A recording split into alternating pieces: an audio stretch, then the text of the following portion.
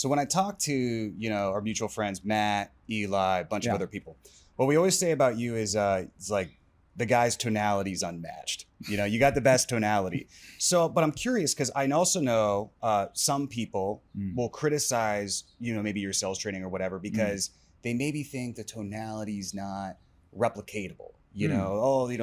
Doesn't work for me because Jeremy's just got all, he just has that special. How yet? Yeah. So, but I'm curious, how do you really, like if I'm a sales rep and I want to train how to do the tone the right way, what would be the things they would want to undergo to really master it? First of all, typically we hear that from people who are not clients. They're just following me on Instagram. Well, they're just talking shit. You can't master anything from 60-second reels, right? Yeah. Like I was trained tonality, body language, verbal framing, which is how do you frame simply by the sound of your voice.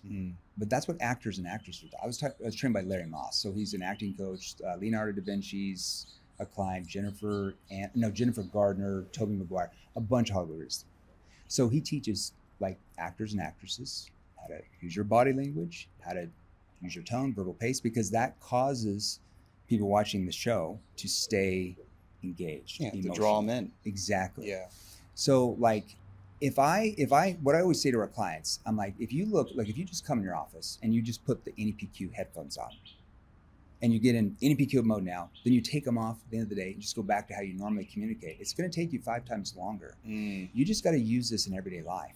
So let's say your girlfriend comes home today and she's like, oh my gosh, it's been such a stressful day. You're feeling like stressful? Concerned tone, put your hand on your chest, shows that you care. Like, well, how do you mean by stress? What's going on?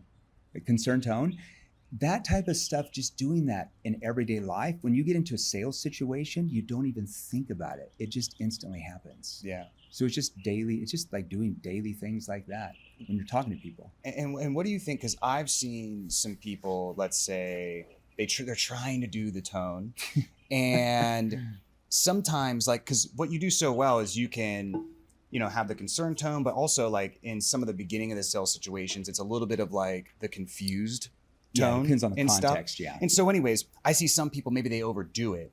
Yeah. And the prospect, in the effort to try to stay a little bit neutral and not sort of have authority, the prospect just like tramples them, right? Yeah. So what do you tell the sales? Obvious. What do you tell the salespeople who are making that mistake? They don't rehearse it enough. Like look, if I want to be an actor who makes $20 million a film, like how much do you think Johnny Depp or Leonardo like role plays this role before they just go and shoot it? It's not like they just get the script and just run in there and shoot it, right?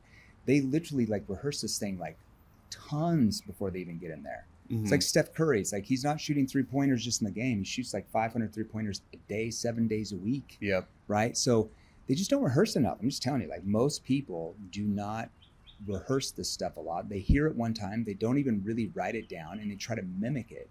And your brain can't retain that. If you enjoyed this clip, you can check out the full podcast by clicking on the screen right here to check out the full episode.